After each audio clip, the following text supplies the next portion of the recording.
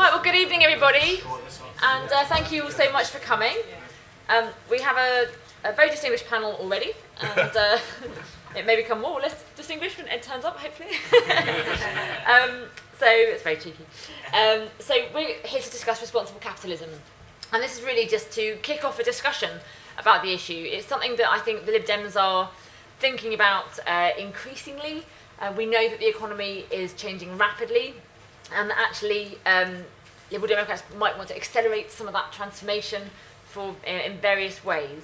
But currently there are no active consultations happening, but we are trying to kick off a conversation, maybe in the hope that the Federal Policy Committee and others may decide to look into this area a little bit more.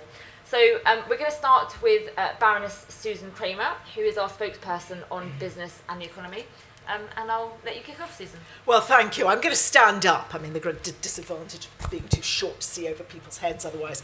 It would be evident to you that I'm not Ed, who we hope would kick this off. So if he says anything that's different from what I say, I'm afraid he's the one that wins. So be prepared. Actually, Daisy is our first thing I'm going to do is slightly contradict Daisy and say it's not that the party's not doing anything around the issue of responsible capitalism. In fact, there's been a lot of activity.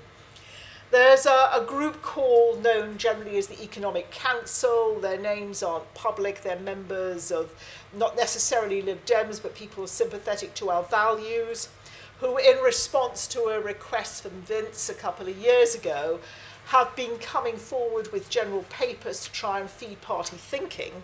And one of those issues has been very much on the responsible capitalism arena. And I've been involved with that, Vince has been involved with that, various of us have.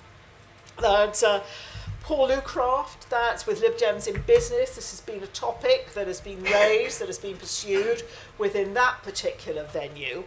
And then we also have a group known as LDiB. They're businesses that, again, an interest in the Liberal Democrats, not necessarily Lib Dem members, but they meet on a regular basis. It is a subscription organisation.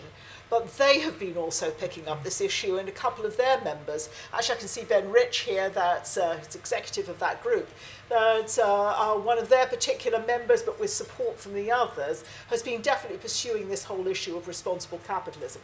So don't think there hasn't been a great deal going on inside the party, and I spoke about the Economic Council. I can just see their sort of executive Robin Stafford sitting here. So the party's been quite engaged around this issue because I think it feels so much like a very core Liberal Democrat approach. We are, as you know, a party that looks at business as exceedingly important for the future prosperity of the country. It's a provider of jobs. It provides us with our quality of life. It provides the tax base that lets us do the many things that we want to do in public services. And boy, do we have a long list of things that we want to do in the public service arena. It provides the source for investment into infrastructure. So we look at business, we see business as a partner. But the businesses that have been attracted to working with us, I think if I characterise them myself, tend to self-select as businesses that want to thrive, that look to Liberal Democrats and party figures in government to provide them with a framework in which they can do that, but they also don't want to leave anyone else behind. And it's a very different, you can see the beginnings of the responsible capitalism structure. So if I just sort of try and summarise where we're going on this, one of the phrases I hear a lot is the phrase new social contract. That we are in an era where, in a sense, business and capitalism is to survive, has to look differently the community that lives in. That the narrow notion that all you do is work for your shareholder and that is totally dominant, for good businesses, essentially is part of the past. So they look now to a relationship with, your employees matter, that your supply chain matters, the environment matters, the community matters, and climate change has now become a very big issue on the agenda, tackling climate change for those businesses. And there will need to be a vast amount of significant regulatory change to enable companies to pursue that in a way that they feel they are doing so. The current Companies Act supposedly allows that, but really people have a lot of questions about it.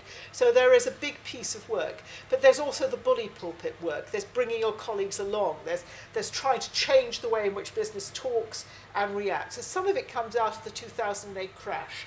And that wide loss of trust, not just in financial services, but in much of capitalism generally. And a sense that if business is going to succeed, it's going to have the support of the community, it's going to have to regain that trust. It's also a matter of another generation coming through, a generation who doesn't seem as much to have this sort of macho sense of, I'm in business, I make money, and the rest of you go hang. That was an unfair characterisation probably before, but it's certainly, I think, changing as sort of a generation comes through and is getting now into the upper ranks of middle management and looking at moving into senior management. And then we have entrepreneurs, and we've got Ivan here, we'll talk much more about that, but entrepreneurs who view the world in a very different way and see this interaction much more extensively. So it's a really exciting time to have that conversation with the people here. And it's an area where we have begun to commit ourselves. Ed's just arriving, so I'm going to be quiet in just one more sentence. It's an area where if you look at what we actually have proposed in parliamentary contexts, you can see us working at this in a really consistent and pressing way, trying to make sure that the way that business is engaged and relates to the community reflects that sense of responsibility. I work a lot within the financial sphere. We've got some real battles on our hands with the regulators and with financial institutions in that arena, which I'm glad to talk about if people want to pursue that. But just to try and give you a sense of context, this is a very pertinent issue of the moment and very much an area where we will be talking louder and louder. And I say that confidently because Ed is now our Chancellor to be. Thank you very much, Susan.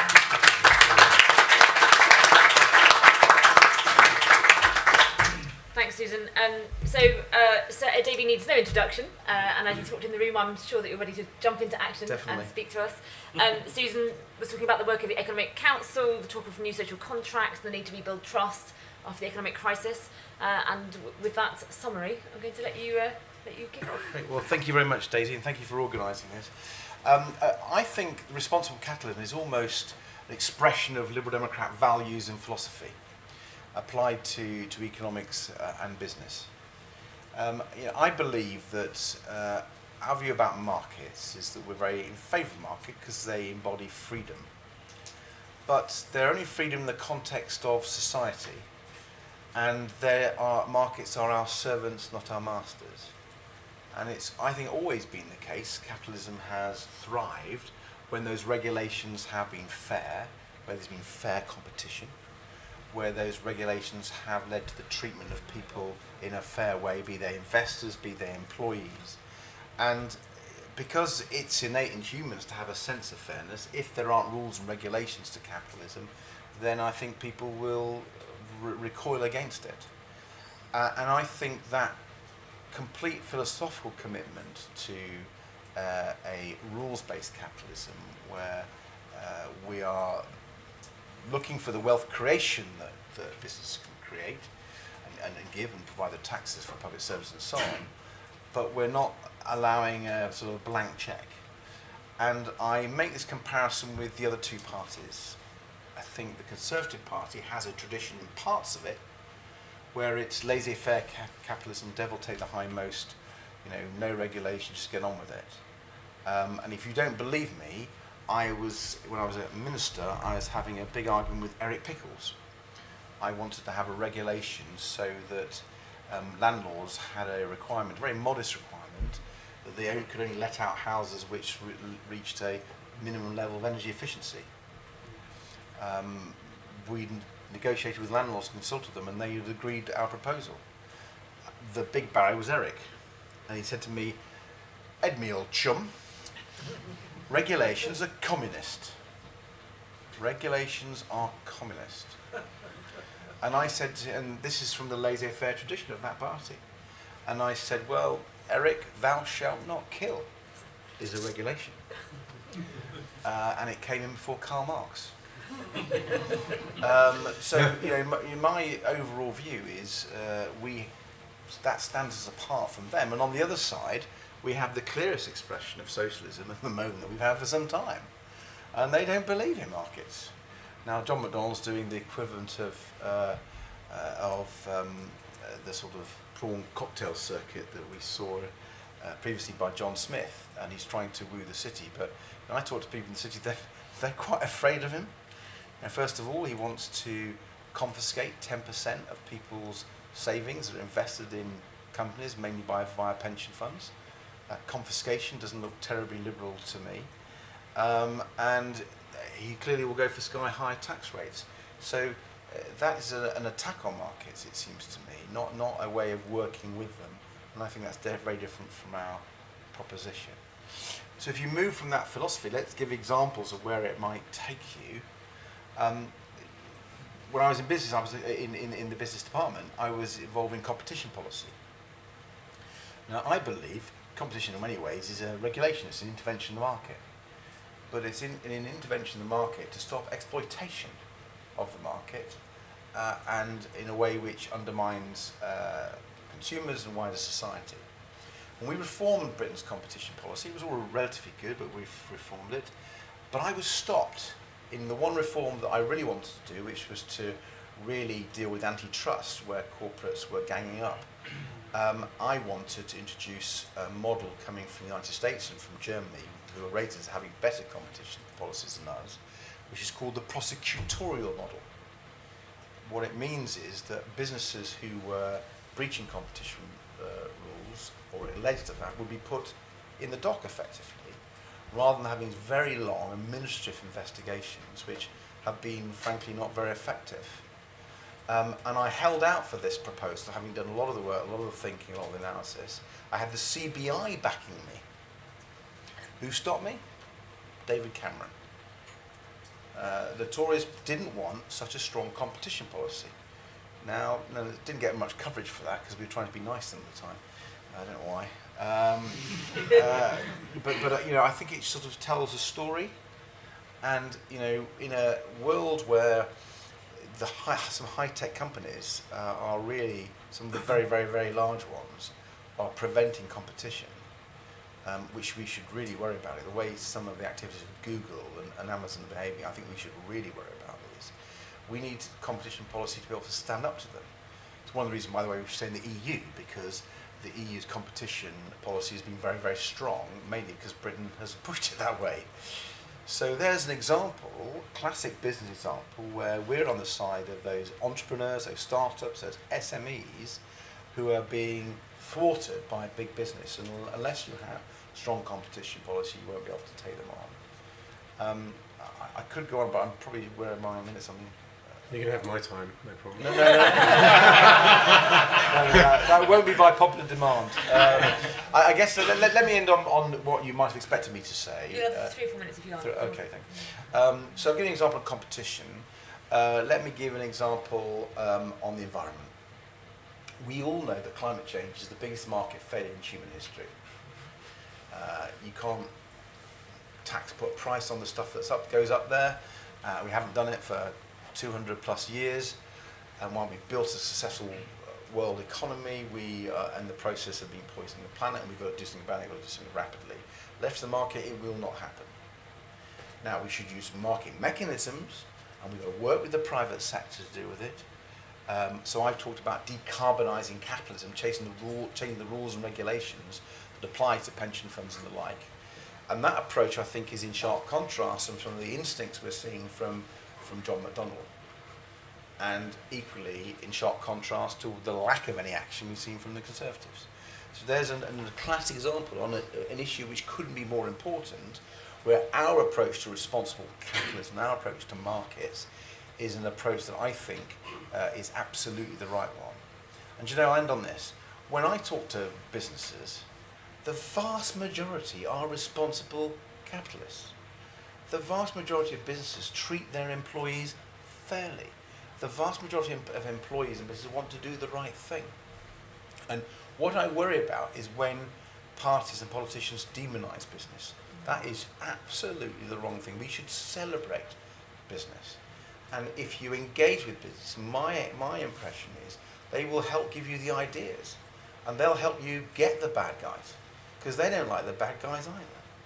And so having a really strong business relationship is absolutely fundamental to a successful economy and society, and we must aim to be the natural party of business.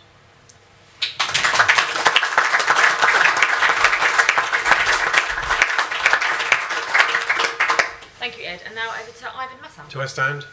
Yeah. Yes, fine, okay. So I'm Ivan Massow. Thank you very much for having me. It's a great pleasure. I've only been a member of the Lib Dems for about 3 or 4 years, and every time Ed used the thumb of power to talk about the Conservative Party, he leant in my direction. Because for my sins, I was once a member of the Conservative Party. We forgave you a lot. It was like forgiven. And the reason for, of course, I'm a businessman through and through, and I've been an entrepreneur. And in a moment, I'll do the fluffy bit where I talk about what it was like running my business. But of course, one of the reasons that I was kind of attracted to the Lib Dems when I could no longer have the Conservative Party as my home was because it is business friendly and it understands what I believe, which is that business is politics. And I've always been interested in politics, but the only way I could really express, I've never been able to get a seat or go into Parliament or anything like that, but the only way I could really express my beliefs or do anything or make a difference was to run a business properly or to do things. As I say, it's probably better to speak by way of example. I started as an entrepreneur when I was very young.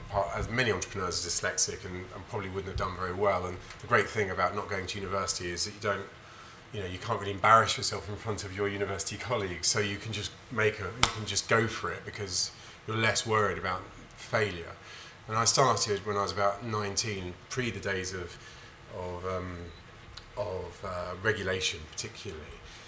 And I was in the financial services world, and you can imagine now as a kid with really an O-level in metalwork starting a financial services company. It just wouldn't happen. So in a way they were lovely days where things could happen and things could, and it's a slight argument.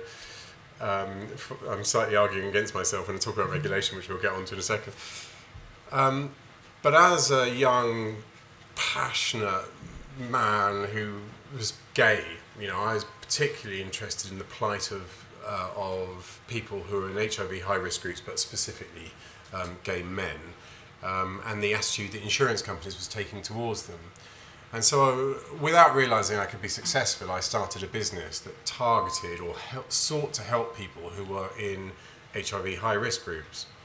Now, the net result of doing that was that I was sort of helping the gay community, but anyone who appreciated what I was doing wanted to come and buy from our businesses. And the business grew and grew and grew and became one of the largest financial services companies of its kind in the UK, with branches all over the UK. And what it taught me really was that, especially as an entrepreneur, as a young person, a young business more than a young person, which is that I could compete with big companies because I could, as a trailblazer for change and for what I consider to be a sort of a justice, a sort of kind of fair play, a way of doing business, I could attract publicity, I could attract clients, and in a way that my competitors couldn't. I effectively could slide in there, and over the course of 8 or 10 years, the things I was preaching became pretty much mainstream, and other people caught up. And luckily, by then, I'd managed to sell and get out, because I probably wouldn't have been able to compete at that level with the big financial, the commercial unions, and I probably couldn't have competed. But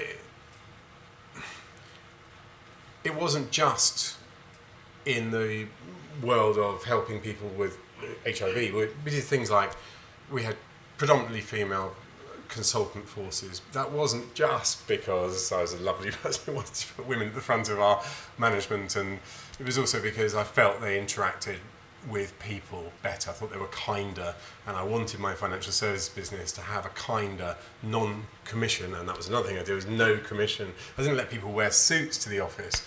I wanted a new way of looking at financial services generally, and that resonated. And then before you knew it, everyone in Goldman Sachs was walking around open necks, even David Cameron. It just became the way things happen. But at the time, it felt that even these little things were pushing the boundaries.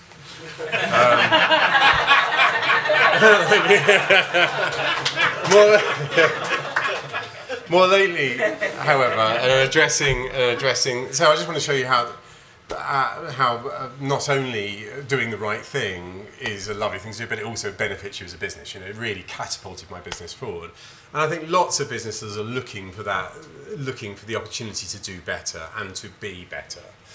But looking at the question that we have here, do we need a new social, actually I haven't got glasses, business contract?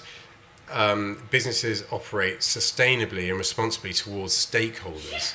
And now I've returned back to where I come from in Sussex. I have quite a humble life as a farmer, and I've got sheep and all that. So my life is actually, in comparison to my old life, very small, but I absolutely love it. But now I'm looking at life through the eyes of people who don't have that sort of margin, who would like to do better, who don't have that kind of opportunity because they're competing on a world stage. The price of a lamb is the price of a lamb, unfortunately, down at the marketplace. And your job is to sort of make a profit between rearing it as kindly and sustainably and as beautifully as possible. And you'd love to do a better and better job, but unfortunately the price stops at £120 for a lamb. There's nothing you can do about that. So of course, our social contract needs to be with the consumer as well as with business. And I think there's a point at which regulation and business and government itself can have a conversation not just with business about how they do things better, but with the consumer about what they demand from business. Because I think all business would love to give that lamb amazing special attention, or in any field they're in, they would love to do the very best. But if they're being undercut by someone who's not doing that, then they can't compete. And at the moment we divide consumers into people who will buy organic, and I'm sure Waitrose has a complete list and a social profile of them, but it'd be lovely if we all had to buy organic. It'd be lovely if we all had to buy free-range eggs. And this is just looking for my little farming hat, but I could open this up to any kind of business. So I do think there's a role to play here. And it's not just about regulation, it's just about being in love with business, realising it's part of the scene, in love with the consumer, and realising they're playing a pivotal role in this, and seeing if we can marry a solution that where we kind of sell the benefits and get a better outcome. Anyway, it's probably better. Thank you.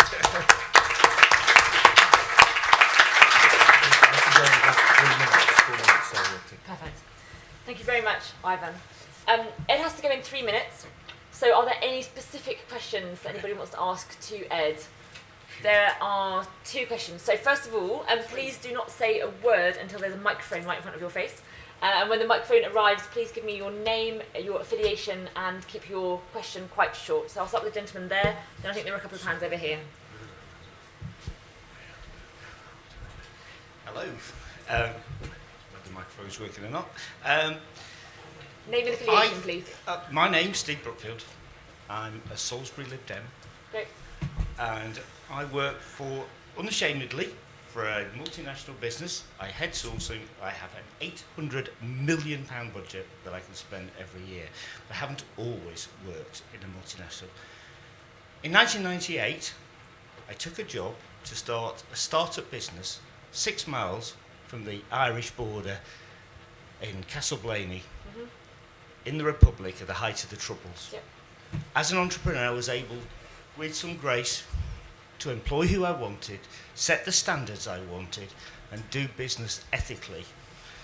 And I worked for somebody who was one of the greatest entrepreneurs, who still is. I'm going to have to ask you to get to your question. So the question is, I would like to know, whether it's for Ed or anyone else on the panel, how we are going to incentivise entrepreneurs, people who are prepared to invest, take risks, by way of rebates or whatever else, taxation system, to plough that into a social, responsible structure for business in the future. Because if we do, we are the party of business, not the bollocks to business that Okay. Boris Johnson Thank you. So it's, what are the That is the incentives for question. business? Yes, thank you. Thank you very much. Could I have the gentleman at the back over there, please? Name, Hello. affiliation, and a short Yes, question, please. Thank my you. name is Angelos Mansoridis. I'm from Borough of Brent. I would like to follow up on Ed's slightly philosophical point of view. You mentioned that as a party, we want to address the market shortcomings with regulation, and obviously we do, but we also want to encourage competition. So this aligns perfectly in like an anti-monopoly law, but there are circumstances that these two collide with each other. And as an example, I work in a very big investment bank, and the bank employs thousands and thousands of people just to be able to be aligned with regulatory requirements. So my question is, as government, how can you encourage new players to come into the market, and at the same time you are able to help them like navigate the very heavy regulated market? Because if you want new players to come and challenge the existing players, they're going to have to pay the very steep cost just to be able to operate in some very heavy regulated markets. Thank you very much. And third and final question here, and then I'll ask Ed to answer first, and then we'll take other comments from the panel. So third question, please. Name, affiliation, and a short question with the microphone. Hey, my name's Chris, and I just want a quick question. How can business grow when the number one thing to protect the environment is to consume less? Excellent. Thank you very much. So we've got, how do you incentivise businesses into responsible capitalism? How do you help new entrants into heavily regulated markets? And how do you sort out this conundrum between growing and consuming less? So I'll start with you, Ed.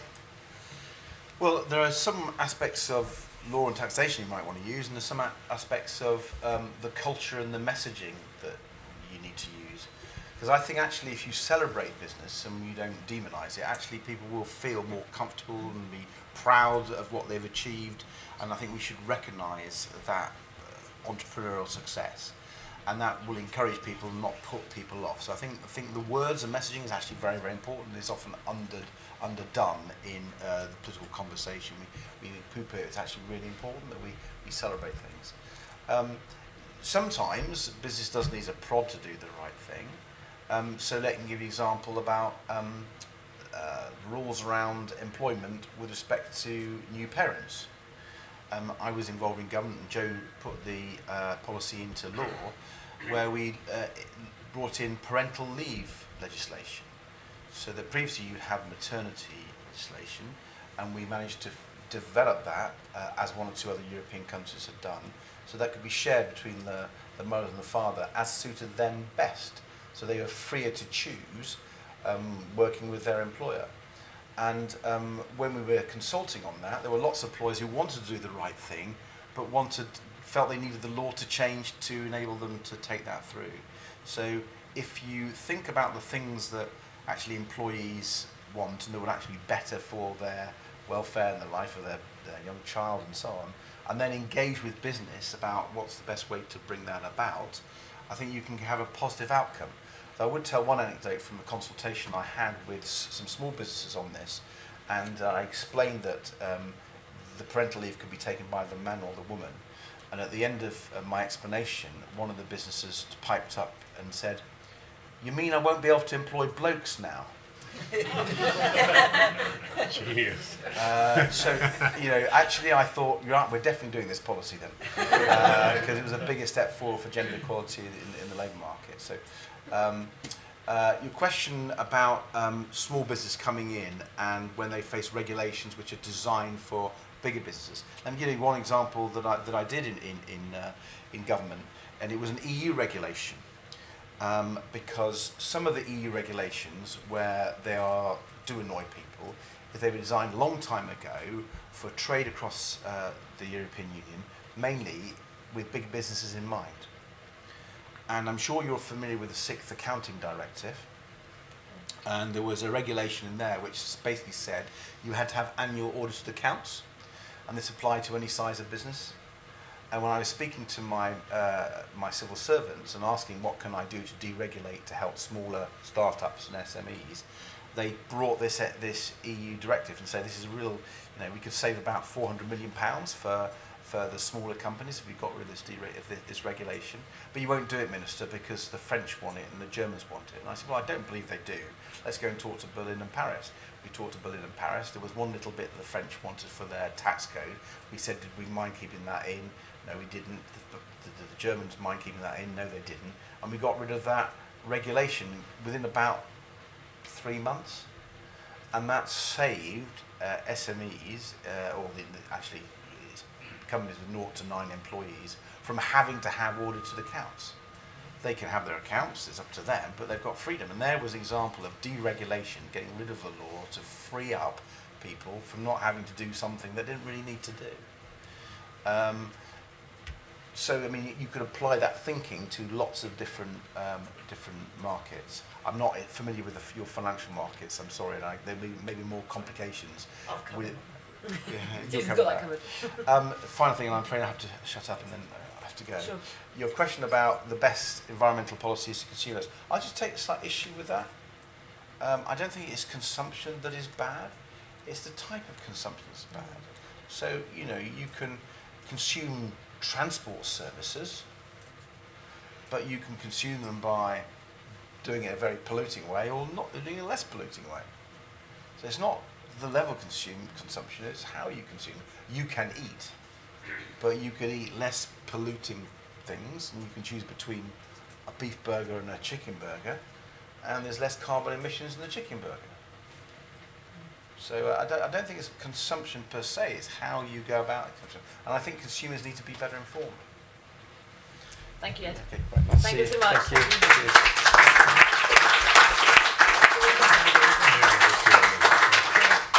I'm going to ask Ivan and then Susan to respond to these points as well. Ivan.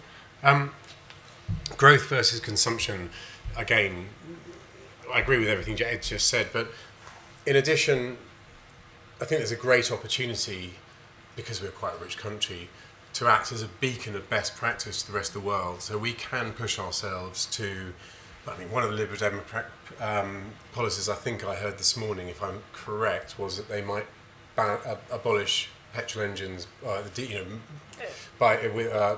and petrol engines, or especially in cars, within 15 years. Now what that does is everyone knows where they stand in the car manufacturing industry. We're a big purchaser of cars. There will be very cost-effective solutions for people within 15 years if we were to do that. It would be a brilliant policy, but more than that, we'll be making cars that will be able to sell around the rest of the world as this develops. So I think there is a real case for developing the kind of products that are suitable and being ahead of the game there and becoming world leaders in those, so that we can therefore sell them everywhere else and remain an amazing country. I'm going to skip over the regulation thing and leave that, if that's all right, and just talk as a businessman about what it's like, very briefly, to run a business. It's very frightening. When you start a business, as we know, most businesses fail, a great number, there must be over 90% of businesses fail, but those are the businesses you hear about. A lot of us sit there dreaming about a business in our sheds, or talking about them down the pub, and they never get off the ground, but we may have put quite a lot of thought and work into them. It's very hard to get a business going, and I don't know many people who've run a business that's taken an income for the first few years. Sometimes it will take something like 6 years to take an income, and they will have their house mortgage, and they will have worked every moment. You never stop thinking about business. In order to make it successful, you obsess about it. It ruins your holidays. You take phone calls all night, and nothing goes to plan. And I think as long as this party acknowledges that it's a difficult route and creates a sufficiently rewarding system when you get there, so you're not made to feel like a pariah, and maybe even there's a favourable tax regime, so it was worth the effort and worth the hassle, because I now think twice about going into business, because it's a frightening path. Thank you. Susan. Well, thank you. I'll try and just go quickly through the three. I think in this country we've been quite good, and this sort of really goes back to the coalition years, and I give some credit to George Osborne, at looking at things like EIS, the enterprise investment schemes, that encourage businesses to invest in new enterprises, in angels to invest in new enterprises and give some tax benefits as a consequence. I think it's been pretty successful. I am less familiar, because I've been off this brief and come back to it. I really don't have the business brief. I've got now the Treasury brief. There's the social enterprise version of that. And you were talking about something, if I understood correctly, had much more social enterprise element to it. But I think that is a successful strategy, which we need to examine and bring up to date so that it's serving to drive the kind of investment we want. But where I see a major problem in this country for any new enterprise trying to grow is trying to find both the capital and the loan base to be able to go from that startup into a sort of middle-sized company. We always call it the valley of death, where basically we are really short. If invest doesn't suit most venture capitalists, it suits some but not very many. It certainly doesn't suit a lot of the banking community. And we haven't resolved that. Now, the British Business Bank is a mechanism that might let us begin to get around that. The problem with the British Business Bank, with Vince Cable started, and which Sajid Javid was about to sell off, and then he got shifted off to the Home Office, so thank God that process stopped.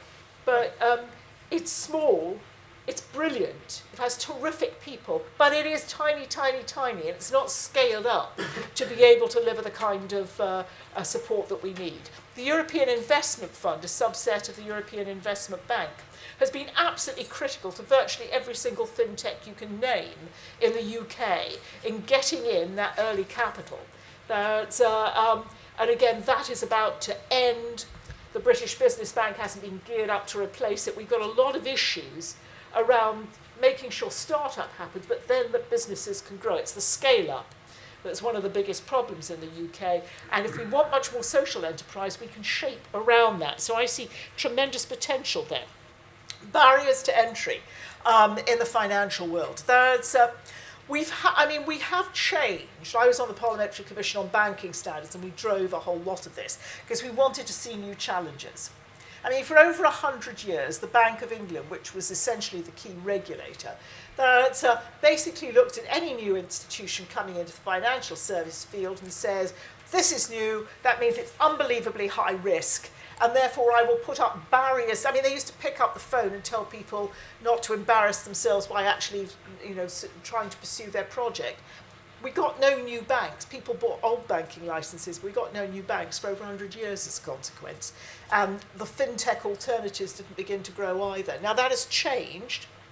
The FCA, the Financial Conduct Authority, along with the prudential regulator, now have what they call a sandbox approach. So someone has a new idea, that they can get permission around that idea to play around with it and try and develop it without the regulator coming in and stomping all over it with the existing preconceived regulation, and begin to establish both how that functions if it's going to succeed and what is an appropriate regulatory environment for it. It's a revolution. So we've got a regulator now much more open, and that's why you've seen challenger banks coming in and why you've seen peer-to-peer platforms and a lot of the other fintechs coming through. I think there are some huge gaps. I could talk about this for the next 2 hours, and you probably don't want me to do that. But I think we are beginning. I am really concerned, though, that there is a kickback from many of the big institutions, because initially they thought all these new players, tiddlers, who cares? Now, if you're a bank that makes small business loans, that's typically very slowly and at very high cost, which would be your standard high street bank, you're pretty terrified of Funding Circle, who can come in, they're going after exactly the same market you have, but they're far more efficient. Because they're based around modern technology and not horrible legacy technology, they don't have vast overheads of incredibly well-paid senior staff and all the rest of that stuff. They can come in at a much better price and much more efficiently provide you with your money. So you can see a kickback now of the banks trying to press the regulators to go in and begin to stomp on a lot of these new challenges. We have got to watch it like a hawk. But I think there is a fundamental change in understanding there. I'm also working quite closely with the new head of the Competition and Markets Authority, Andrew Tyree. We've finally got a head of the CMA that's got some backbone, thank God. And I think that is going to be a very useful strategy to take on a lot of these antitrust rules and the kind of barriers to entry rules. We've got somebody much more activist, I think, in that role. And it so happens we historically have worked closely with him. He's an ex-Tory, but he was voting with us in all the Brexit lobbies in the Lords. I loved it. Consuming less. I mean, I'm with the others. It's consuming differently in many ways, isn't it? And you can see a change. I mean, people now give each other gifts of experience, so rather than necessarily an item. So I think there is a huge change, and the barrier, the differentiation between a manufactured good and a service and an experience, and all of that is becoming much more blended. I don't think our frameworks of corporate law or the kind of regulation we have has taken a lot of this on board. There's probably a lot of thinking to do around it, but it's being very much consumer-led. So I think reinforcing that, and in a sense, that the power of the people, government's not a substitute for the power of the people themselves going out and reshaping what happens. But it is good to reinforce it.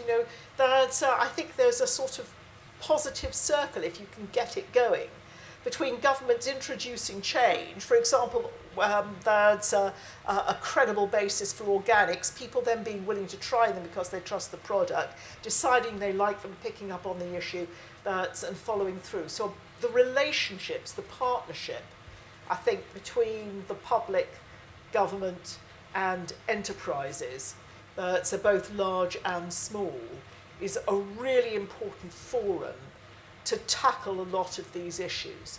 Because we are human beings, we're curious, we don't like being bored, we want things that are new, we want excitement, we want what we feel is quality.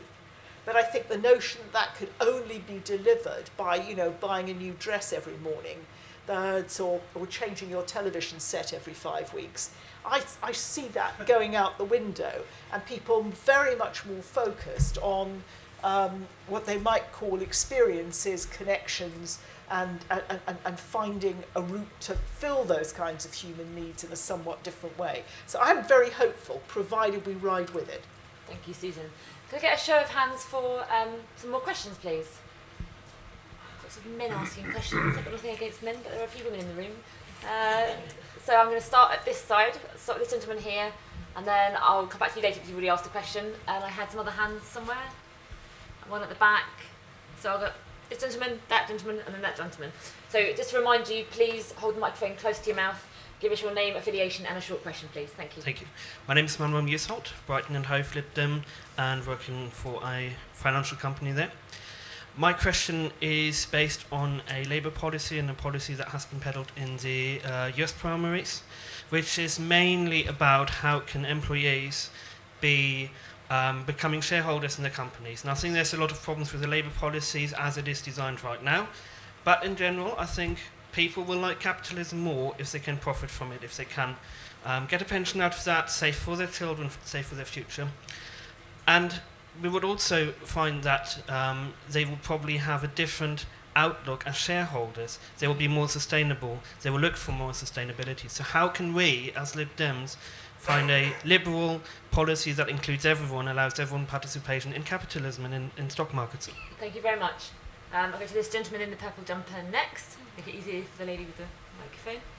Thank you. My name is Richard Sanderson. I'm from Woking, Liberal Democrats. I want to ask a question. It's really about irresponsible capitalism, I think. You take a viable company like, say, my example is Arcadia, which a lot of money has been taken, about 1.5 billion has been taken out of it. And it's now sort of virtually bust because of that. So how do we stop? It's probably not illegal, but certainly unethical.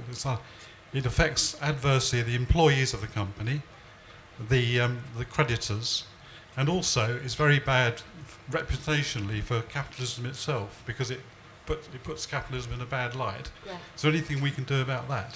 Thank you very much. Good question. And the gentleman at the back, please.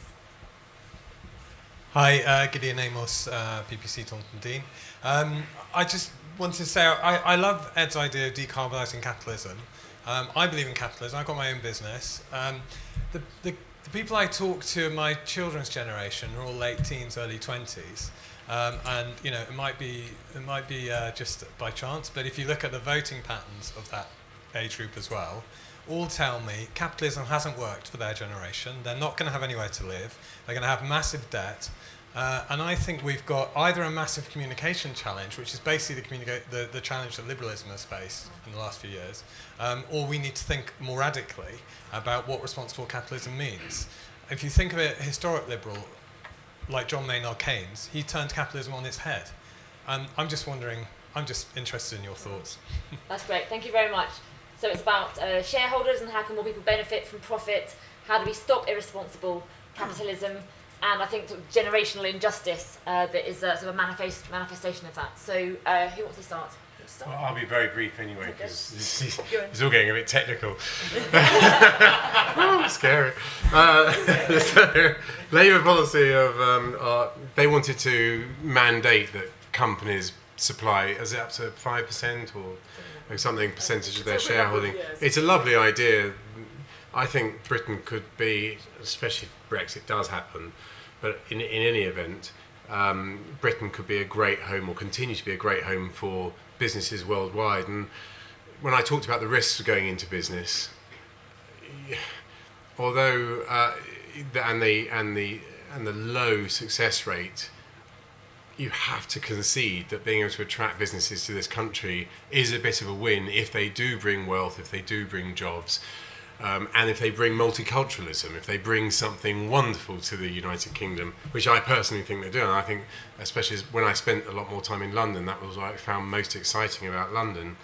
And anything that put them off, like having to give up their shares, would literally stop them. It sounds very French to me. It's sort of the reason why people don't go into business in France.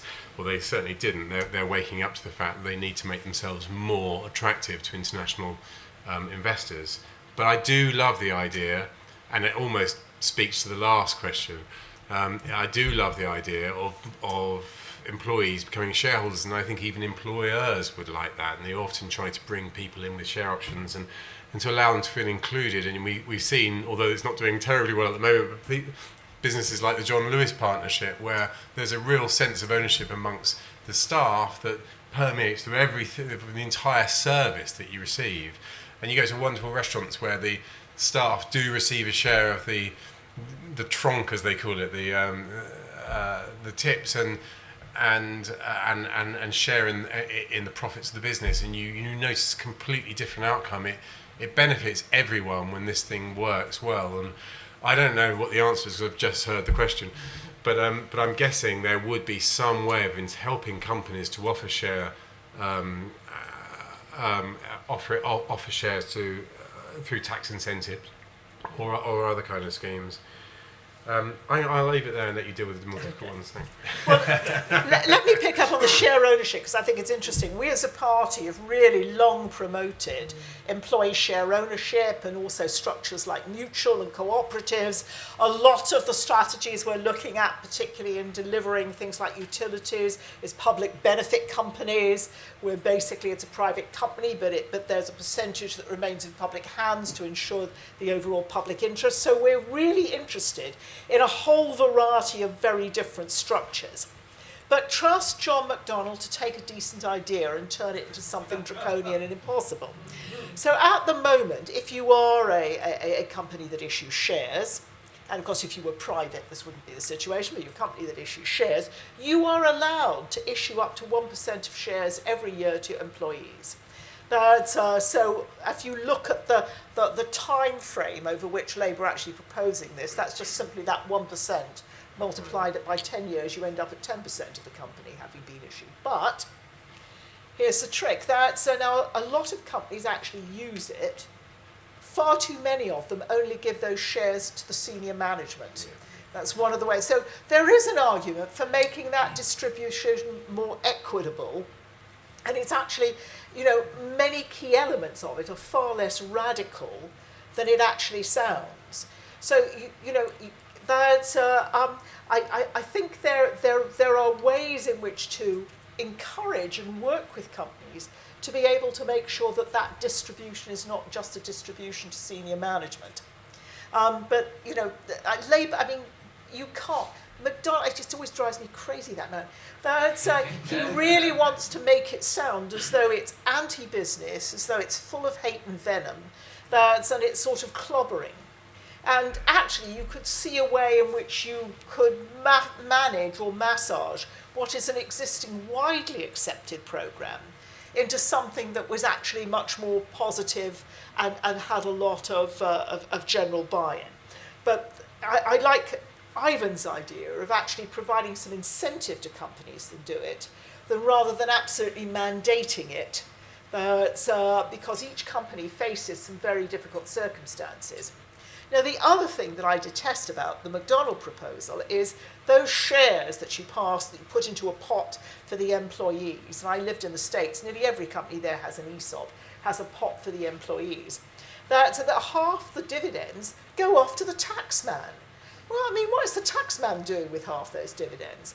Those dividends should be going back to the employees. And what is really interesting is if you look at companies, my good colleague Sharon Bowles have been doing this, if you look at the companies that do have these kinds of employee share schemes, many of them are really generous and they use a very significant amount of the money, typically half, not to send off to the taxman, but to invest in the community, into community projects, local charities, that's in a wide variety of local enterprises. And that strikes me as something, I hate the idea that Labour intends to destroy that and to lay its hands on that money and send it off to central government.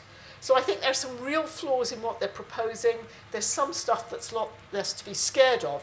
But I mean, we have been very good on the whole at trying to work with companies to see things like employee share ownership as part of a general norm. But just watch out for the Labour version of it, because there's a sting in the tail there.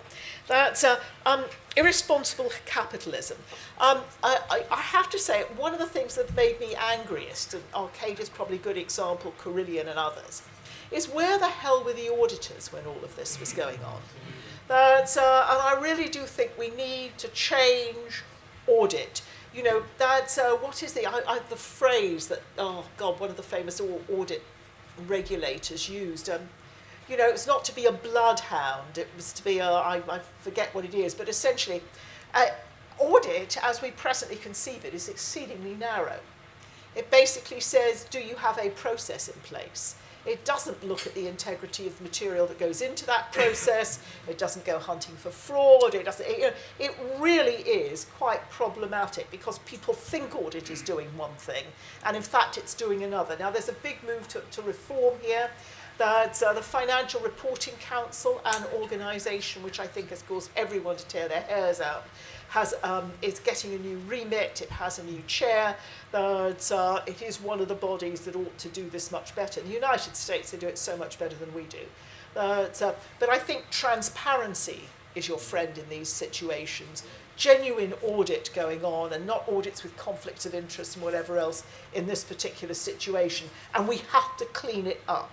Companies will go wrong, they will make mistakes, and they will go bust, but they really shouldn't be able to pull the wool over anybody's eyes during any part of that process. And decarbonising capitalism, and have we lost young people in a sense?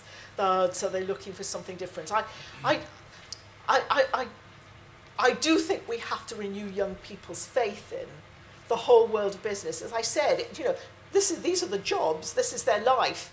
They all want these wonderful public services, and the money doesn't come from a magic money tree. You know, it would be nice if when you went through school you became slightly more aware of that, but that's an awful lot of burdens to put on schools generally. But I do think renewed trust would really does matter. And that outreach of businesses, and many do it, into the community, certainly when people are at school age. But also I think people need to experience fairness when they become employed. You know, if you are treated with respect by the company that employs you, then you begin to have respect for that company as well and for the system more generally. And I am really worried at some of the abusive relationships that have developed, for example, in the gig economy. I mean, some of it really works for people. Some people absolutely love the gig economy. They're highly skilled, high knowledge people. They love moving from project to project. They know how to manage that situation. But the same thing also applies to a lot of people who aren't within that knowledge base and that skill base. And they really see that, and they feel themselves as being in a position of being exploited. Now, we actually need to revamp a lot of the relevant legislation and tax approaches that we have to deal with a modern world in which, you know, employment for life is not the way that it's structured, that there is a sort of grey area between being an employee and not being an employee, of being an consultant, being self-employed. Or there are huge arenas, I think, here, where we have to get quite serious about understanding what underpinnings are necessary. But with the fourth industrial revolution, I see this becoming more common and more common. But I suspect if young people got a job and were treated well in that job in a way that they perceive as fair and reasonable and supportive, and they were getting a fair share, their attitude towards business as a whole would change quite dramatically. Thank you, Susan. So in the space of an hour, I'm afraid we've run out of time, so we are going to have to wrap up. But in the space of an hour, we have gone from social contracts, intergenerational justice, trust in business, the climate crisis, employee ownership models, the fourth industrial revolution, and of course how we can leverage our leadership in the EU to the benefit of business and consumers. So thank you all very much for that incredibly wide range of questions, and please thank our panellists, Baroness Susan Kramer, Ivan Massow, and Davey.